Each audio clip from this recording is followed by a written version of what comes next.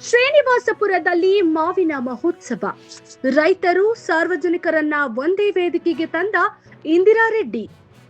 ಶ್ರೀನಿವಾಸಪುರ ವಿಶ್ವ ಪ್ರಸಿದ್ಧ ಮಾವಿನ ಹಣ್ಣಿನ ನಗರಿ ಶ್ರೀನಿವಾಸಪುರದಲ್ಲಿ ಮೊದಲ ಬಾರಿಗೆ ಆಯೋಜಿಸಲಾದ ಮಾವು ಮೇಳ 2026ರಲ್ಲಿ ಸಾವಿರಾರು ಜನರ ಭಾಗವಹಿಸುವಿಕೆಯಿಂದ ಅದ್ದೂರಿ ಯಶಸ್ಸು ಕಂಡಿದೆ.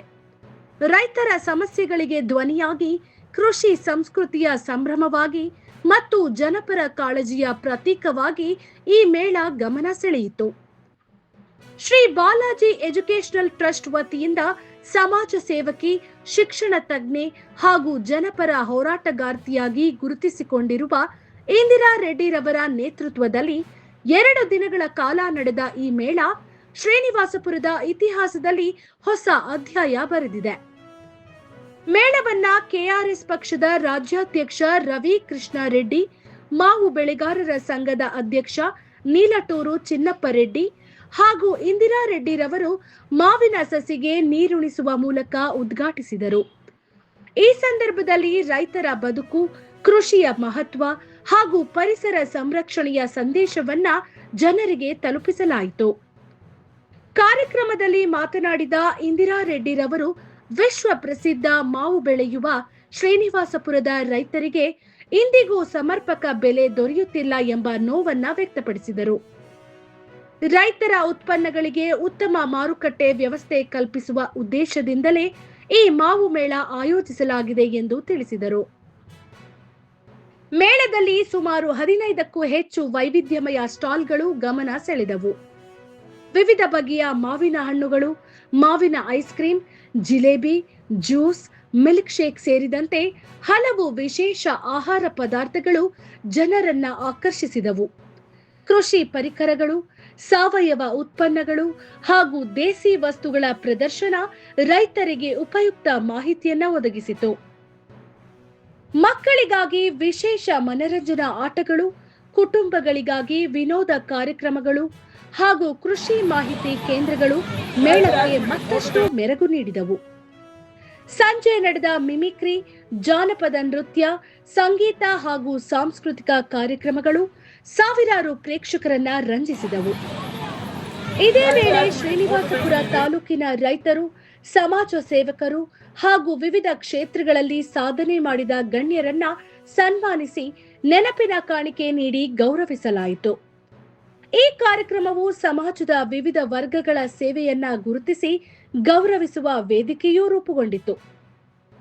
ಸಾವಿರಾರು ಜನರನ್ನ ಒಂದೇ ವೇದಿಕೆಯಲ್ಲಿ ಒಗ್ಗೂಡಿಸಿ ರೈತರ ಸಮಸ್ಯೆಗಳನ್ನು ಜನರ ಮುಂದೆ ತಂದು ಕೃಷಿ ಮತ್ತು ಸಂಸ್ಕೃತಿಯ ಸಂಭ್ರಮವನ್ನ ಮೂಡಿಸಿದ ಈ ಮಾವು ಮೇಳದ ಯಶಸ್ಸಿನ ಹಿಂದೆ ಇಂದಿರಾ ರೆಡ್ಡಿರವರ ಸಂಘಟನಾ ಶಕ್ತಿ, ದೂರದೃಷ್ಟಿ ಹಾಗೂ ಸಾಮಾಜಿಕ ಕಾಳಜಿ ಪ್ರಮುಖ ಪಾತ್ರ ವಹಿಸಿದೆ ಎಂದು ಸಾರ್ವಜನಿಕರು ಅಭಿಪ್ರಾಯಪಟ್ಟಿದ್ದಾರೆ. ಒಟ್ಟಾರೆ ಮಾವು ಮೇಳ 2026 ಕೇವಲ ಒಂದು ಉತ್ಸವವಲ್ಲ, ಅದು ರೈತರ ಭವಿಷ್ಯದ ಬಗ್ಗೆ ಆಶಾ ಭರವಸೆ ಮೂಡಿಸಿದ ಜನಪರ ಚಳುವಳಿ ಎಂಬ ಹೆಗ್ಗಳಿಕೆಗೆ ಪಾತ್ರವಾಗಿದೆ. ಇದೊಂದು ಯಶಸ್ವಿ ಕಾರ್ಯಕ್ರಮ ಅಂತ ನನ್ನ ಭಾವನೆ. ನಾರಾಯಣ ಸ್ವಾಮಿ, ಕೋಲಾರಲ್ಲಿ ಬಹಳ ಹೇಳಬೇಕು ಅಂದ್ರೆ ಕೋಲಾರದಷ್ಟು ಪ್ರಗತಿಪರ ರೈತರು ನಮ್ಮ ರಾಜ್ಯದಲ್ಲಿ ಎಲ್ಲೂ ಇಲ್ಲ. ಟೊಮೆಟೊ ಅನ್ನ ತೆಗೆದುಕೊಂಡೋಗಿ ಟನ್ ಗಟ್ಲೆ ರಸ್ತೆಯಲ್ಲಿ ಸುರಿದ್ರು ಯಾರು ರೈತರು ಆತ್ಮಹತ್ಯೆ ಮಾಡ್ಕೊಂಡಿದ್ದಿಲ್ಲ. 1 ಎಕರೆ 2 ಎಕರೆ ಕಬ್ಬು ಬೆಳೆದಿರೋನು ಸರಿಯಾದ ಟೈಮ್ ಬೆಲೆ ಸಿಗ್ಲಿಲ್ಲ ಅಥವಾ ಸಾಲ ತೀರ್ಲಿಲ್ಲ ಅಂದ್ರೆ ನೆನಾಕೊಂಡಿರೋ ಉದಾಹರಣೆಗಳಿದೆ. ಆದ್ರೆ ಕೋಲಾರದ ಜನ ಪ್ರಗತಿಪರ ರೈತರು. ಇನ್ನು ನೀರೊಂದೇ ನಿಮ್ಗೆ ಇರೋದು ಕೊರತೆ. ಹಾಗಾಗಿ ಅದನ್ನ ಇಟ್ಕೊಂಡು ಈಗಾಗಲೇ ಹಲವಾರು ಪ್ರಯೋಗಗಳನ್ನ ಮಾಡಿ ಯಶಸ್ವಿಯಾಗಿದ್ದೀರಾ. ಕಡಿಮೆ ನೀರಿನಲ್ಲೇ ಬಂಗಾರ ಹೇಗೆ ಬೆಳಿಬಹುದು ಅಂತ ಆ ತರದ ರೀತಿನಲ್ಲಿ ಇನ್ನೊಂದಷ್ಟು ಪ್ರಯೋಗಗಳನ್ನ ಮಾಡಿ ಒಂದು ಮಾದರಿಯನ್ನ ನಿರ್ಮಾಣ ಮಾಡ್ತಾ ಹೋಗ್ಬೇಕು. ಇದನ್ನ ಯಾರು ಮಾಡ್ಬೇಕು ಅಂದ್ರೆ ಹೊಟ್ಟೆ ತುಂಬಿದವ್ರು ಮಾಡ್ಬೇಕು ಪ್ರಯೋಗಗಳನ್ನ. ಯಾಕಂದ್ರೆ ಅವ್ರ ಲಾಸ್ ಆದ್ರೂ ಭರಿಸ್ಕೊಳ್ಳೋ ಶಕ್ತಿ ಇರುತ್ತೆ. ಬಡ ರೈತರು ಈ ಪ್ರಯೋಗಗಳು ಮಾಡ್ಲಿ, ಬಡ ರೈತರು ಇನ್ನು ಸಾವಯವ ಕೃಷಿ ಮಾಡ್ಲಿ, 1/2 ಎಕರೆ 1 ಎಕರೆ ಮಾಡೋದಕ್ಕೆ ಆಗೋದಿಲ್ಲ. ಹಾಗಾಗಿ ಅಂತದನ್ನ ಬಯಸದೆ ಒಂದಷ್ಟು ಪ್ರಯೋಗಗಳನ್ನ ಇಲ್ಲಿರುವಂತಹ ಶ್ರೀಮಂತ ರೈತರು, ಶ್ರೀಮಂತ ರಾಜಕಾರಣಿಗಳು ಮಾಡ್ಲಿ. ನಾನು ಆಗ್ಲೇ ಹೇಳಿದಾಗೆ ಇಲ್ಲಿ 100 ಕಿಲೋಮೀಟರ್ ಪಾಸ್ಲೆಯಲ್ಲಿ ಬೆಂಗಳೂರಿನ ಸುತ್ತಮುತ್ತ ಯಾವೊಬ್ಬ ರಾಜಕಾರಣಿನೂ ಮನೆ ಒಂದು ಕೃಷಿ ಒಳ್ಳೆ ರೀತಿಯಲ್ಲಿ ಬೆಳಿಬೇಕು ಅಂತಂದ್ರೆ ಕೈ ಕೆಸರು ಆಗ್ಬೇಕಲ್ವಾ? ಆಗ್ಬೇಕಾ ಅಲ್ವಾ? ಸೌಂಡೇ ಬರ್ತಾ ಇಲ್ಲ. ವಿದ್ಯಾರ್ಥಿನಿಯ ನಿಮ್ಗೂ ಗೊತ್ತಿಲ್ವಾ? ಆಗ್ಬೇಕಾ?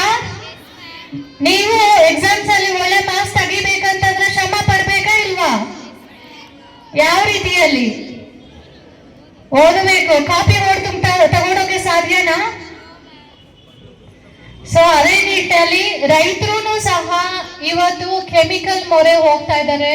ಇದನ್ನೆಲ್ಲ ತಡಿಬೇಕು, ಅವ್ರಿಗೆ ಅವಕಾಶಗಳನ್ನ ಕೊಡಬೇಕು. FPO ಫಾರ್ಮರ್ ಪ್ರೊಡಕ್ಷನ್ ಕಂಪನಿ ಅಂತ ಹೇಳಿ ಹಲವಾರು ಕಂಪನಿಗಳನ್ನ ತೆರೆಯಬೇಕು. ಮತ್ತೆ ಅದರಲ್ಲಿ ರೈತರು ಷೇರುದಾರರಾಗಬೇಕು, ರೈತರ ಕಂಪನಿಯನ್ನ ಅವರೇ ಪ್ರಾರಂಭ ಮಾಡಬೇಕು. ಇನ್ನೂ ಹಲವಾರು ತರಹದ ವಿವಿಧ ಇನ್ಫಾರ್ಮೇಶನ್ ಅನ್ನ ತಗೊಂಡು ಈ ಕಾರ್ಯಕ್ರಮವನ್ನ ಆಯೋಜನೆ ಮಾಡಿದ್ದೇವೆ. ವಿಶೇಷವಾಗಿ ಹೇಳ್ಬೇಕಂತಂದ್ರೆ ಇದು ಮೊಟ್ಟ ಮೊದಲನೇ ಬಾರಿಗೆ ನಮ್ಗೆ ಒಂದು ಎಕ್ಸ್ಪೆರಿಮೆಂಟಲ್ ಒಂದು ನಾವು ಪ್ರಯೋಗ ಮಾಡಬೇಕು ಅಂತ ಹೇಳಿ ಇಲ್ಲಿ ಬಂದಿರುವಂತದ್ದು. ನಾವು ಬೆಂಗಳೂರಲ್ಲಿ ಮಾವಿನ ಮೇಳ ಅಂತ ಹೇಳಿ ಮಾಡ್ತಾರೆ. ಅಲ್ಲಿ ಕ್ರೌಡ್ ಇರತ್ತೆ, ರೈತರದು ಏನು ಮಾವಿನಕಾಯಿ ಏನಿದೆ ಇದು ಜಾಸ್ತಿ ಮಟ್ಟದಲ್ಲಿ ಖರೀದಿ ಮಾಡ್ತಾರೆ, ಅವ್ರಿಗೆ ಮಾರ್ಕೆಟಿಂಗ್ ಪ್ರೈಸ್ ಜಾಸ್ತಿ ಸಿಗತ್ತೆ ಅಂತ ಹೇಳಿ ಮೇಳಗಳಲ್ಲಿ ನಮ್ಮ ರೈತರು ಬಂದು ಮಾವಿನಕಾಯನ್ನ ಇಡ್ತಾರೆ. ಅಲ್ಲಿ ನಾನು ವಿಶೇಷವಾಗಿ ಒಂದು 2-3 ಮೇಳಕ್ಕೆ ಭಾಗಿಯಾಗಿದ್ದೀನಿ. ಅಲ್ಲಿ ಶ್ರೀನಿವಾಸಪುರದ ರೈತರು ಅಂತ ಹೇಳಿ ಬ್ಯಾನರ್ ಅನ್ನ ಹಾಕೊಳ್ತಾ ಇದ್ರು. ಅರೆ, ನಮ್ಮ ಶ್ರೀನಿವಾಸಪುರದವ್ರು ಇಷ್ಟು ದೂರ ಬರ್ತಾ ಇದಾರಲ್ಲ, ನಾವು ಯಾಕೆ ಅಲ್ಲೇ ಒಂದು ಪ್ರಯೋಗ ಮಾಡಬಾರ್ದು ಅಂತ ಹೇಳಿ ಇವತ್ತು ನಾವು ದಿನ ಮಾವಿನ ಹಣ್ಣಿನ ನಗರಿ ಶ್ರೀನಿವಾಸಪುರದಲ್ಲಿ ಮಾವು ಮೇಳವನ್ನು ಆಯೋಜನೆ ಮಾಡಿರ್ತಕ್ಕಂಥ ಬಾಲಾಜಿ ಎಜುಕೇಷನ್ ಟ್ರಸ್ಟ್ನ ನಮ್ಮ ಇಂದ್ರಾರೆಡ್ಡಿ ಅವರಿಗೆ ಮೊದಲಿಗೆ ಅಭಿನಂದನೆಗಳನ್ನು ಸಲ್ಲಿಸಲು ಇಚ್ಛಿಸುತ್ತೇನೆ.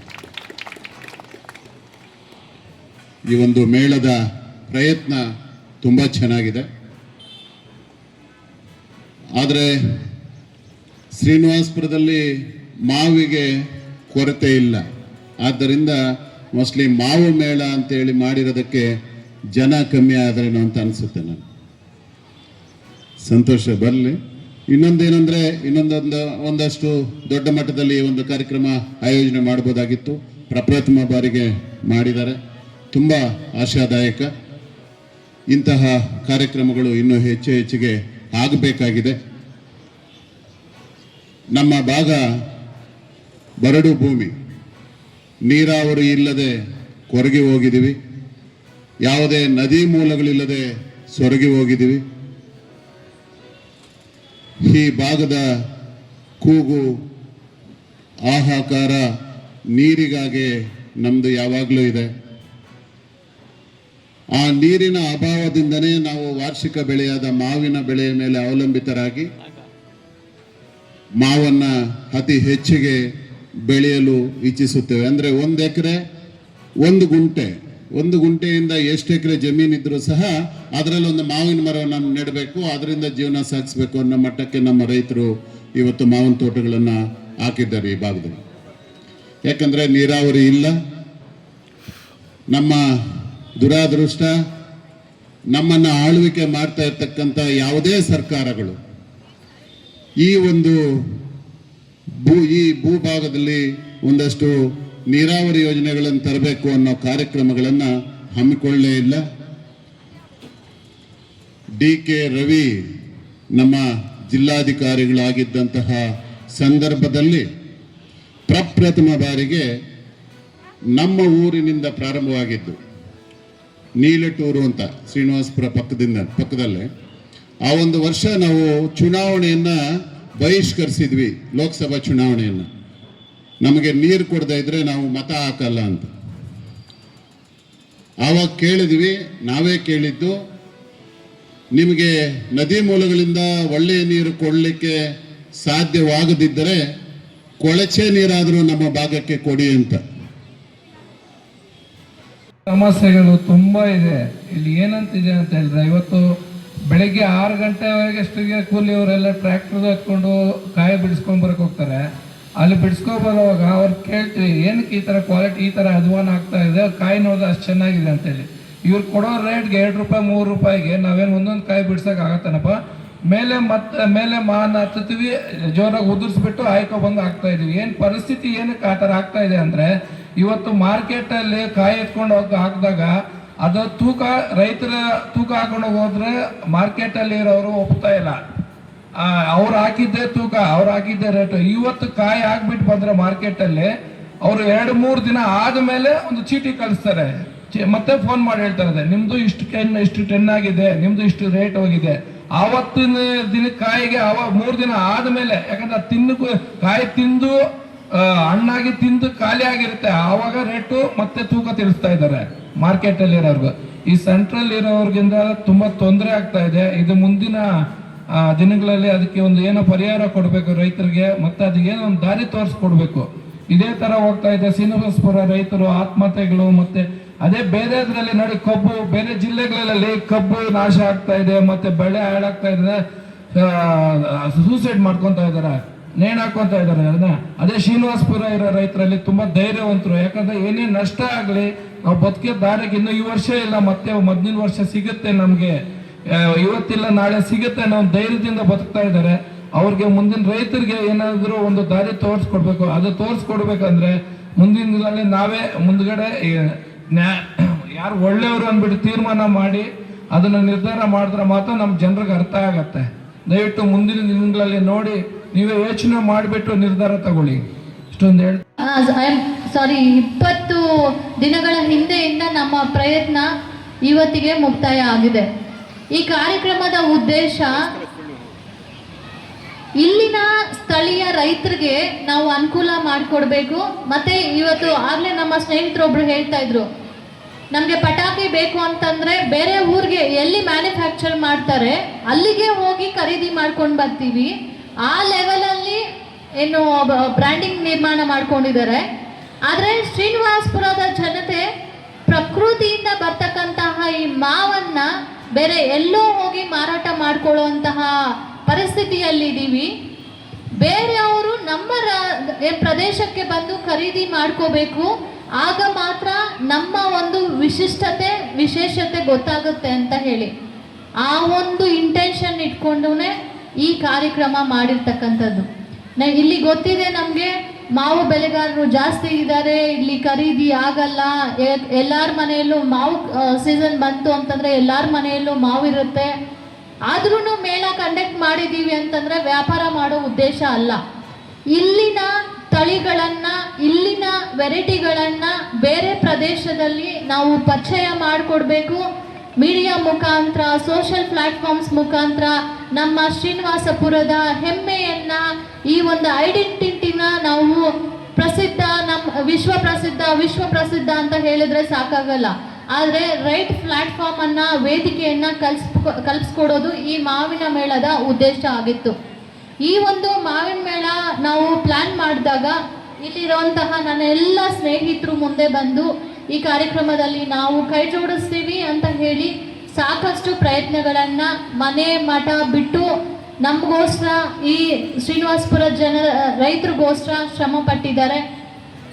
ಹ್ಯಾಂಡ್ ಬಿಲ್ಸ್ ಮನೆ ಮನೆಗೂ ತಲುಪೋದಕ್ಕೆ ಅವರೇ ಸ್ವಯಂ ಪ್ರೇರಿತರಾಗಿ ಆಟೋಗಳನ್ನು ಮಾಡಿಕೊಂಡು, ಕೆಲವೊಂದು ಆಟೋ ಘಟಕದವರಿದ್ದಾರೆ, ಅವರೂ ಸಹ ಹೋಗಿ ಮನೆ ಮನೆಗೂ ಪಾಂಪ್ಲೆಟ್ಸನ್ನು ಹಂಚಿದ್ದಾರೆ.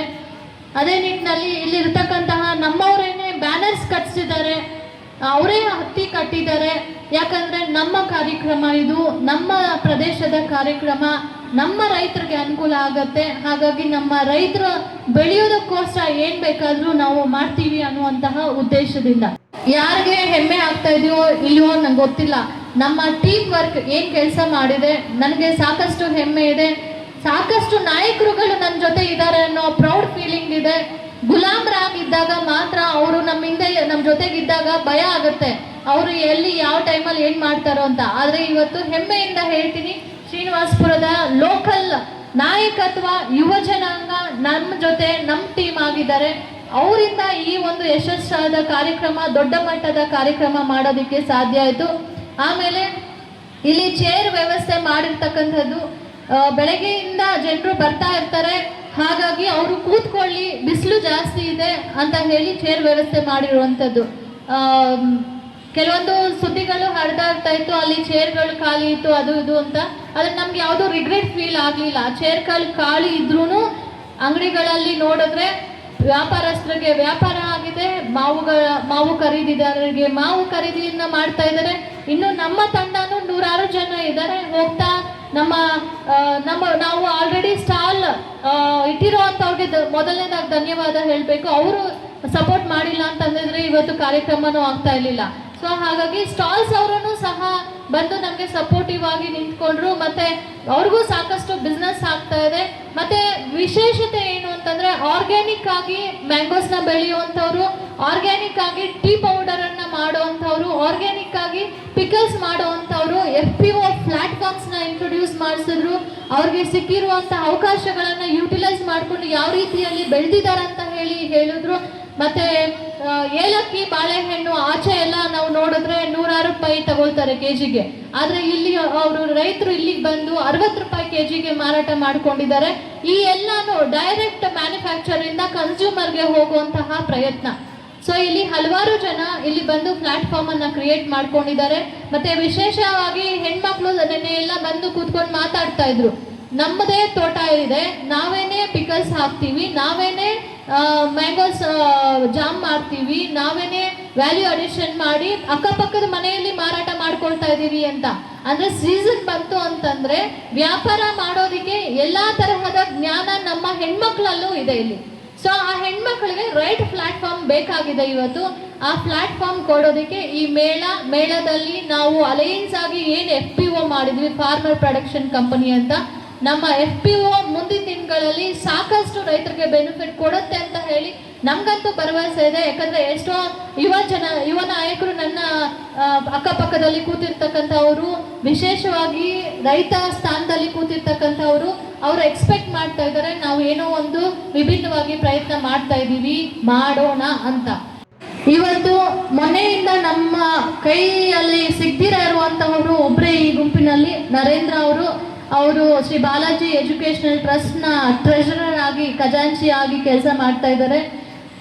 ಹಾಗೆ ಈ ಒಂದು ಕಾರ್ಯಕ್ರಮಕ್ಕೆ ನಮ್ಮ ಎಲ್ಲ ತಂಡ, ನಮ್ಮ ಕಾರ್ಯಕರ್ತರು ನಾವೆಲ್ಲ ಡಿಸೈಡ್ ಮಾಡಿ ಒಂದೊಂದು 5,000 ನಾವು ಡೊನೇಷನ್ ಹಾಕ್ಕೊಂಡು, ಮತ್ತೆ ಬೇರೆ ಬೇರೆ ಕಂಪ್ನಿ ಓನರ್ಸ್ಗಳ ಹತ್ರ ಒಂದು ಸ್ವಲ್ಪ ಡೊನೇಷನ್ ಕಲೆಕ್ಟ್ ಮಾಡಿ, ಹಾಗೆ ಕಂಪ್ನಿ ಓನರ್ಗಳನ್ನು ಈ ಕಾರ್ಯಕ್ರಮಕ್ಕೆ ಬರಮಾಡಿ ಇಲ್ಲಿನ ವಿಶೇಷತೆಯ ಬಗ್ಗೆ ತಿಳಿಸಿ, ಇಲ್ಲಿನ ರೈತರಿಗೆ ಒಂದು ಲಾಟ್ ಪರ್ಚೇಸ್ ಮಾಡೋದಕ್ಕೆ ನಾವು ಸಪೋರ್ಟ್ ಮಾಡಬೇಕು ಅಂತ ಹೇಳಿ ಕಂಪನಿಗಳಿಗೆ ಅಪ್ರೋಚ್ ಆದಾಗ ಸಾಕಷ್ಟು ಕಂಪನಿ ಓನರ್ಸು ಸಹ ಈ ಒಂದು ಕಾರ್ಯಕ್ರಮಕ್ಕೆ ಡೊನೇಷನ್ ಅನ್ನ ಕೊಟ್ಟಿದ್ದಾರೆ. ಮುಂದಿನ ದಿನಗಳಲ್ಲಿ ಅದು ಯಾರ್ಯಾರು ಕೊಟ್ಟಿದ್ದಾರೆ, ಎಷ್ಟೆಷ್ಟು ಕೊಟ್ಟಿದ್ದಾರೆ ಅಂತ ಹೇಳಿ ನಾವು ರಿಲೀಸ್ ಮಾಡ್ತೀವಿ. ಇದರಲ್ಲೇ ನಮ್ಮ ಪಾರದರ್ಶಕ ಆಡಳಿತ ಹೇಗೆ ಇದೆ, ಮತ್ತೆ ನಮ್ಮ ಟೀಮ್ ಹೇಗೆ ಪಾರದರ್ಶಕವಾಗಿ ಕೆಲಸ ಮಾಡ್ತಾ ಇದೆ ಅಂತ ಹೇಳಿ ನೀವು ನೋಡ್ಬೋದು.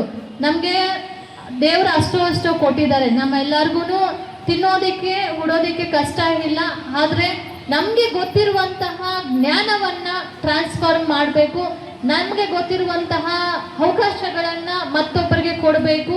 ನಮಗೆ ಗೊತ್ತಿರುವಂತಹ ಈ ಎಲ್ಲ ಒಂದು ಈವೆಂಟ್ ಆರ್ಗನೈಸೇಷನ್ ಅನ್ನ 4 ಜನಕ್ಕೆ ನಾಯಕತ್ವ ತುಂಬಿಸೋದಿಕ್ಕೆ, ನಾಯಕತ್ವ ಕೊಡೋದಿಕ್ಕೆ ನಾವು ಸಪೋರ್ಟಿವ್ ಆಗಿ ನಿಲ್ಬೇಕು ಅಂತ ಹೇಳಿ ಈ ಒಂದು ದೊಡ್ಡ ಮಟ್ಟದ ಕಾರ್ಯಕ್ರಮವನ್ನ ಮಾಡಿದ್ದು.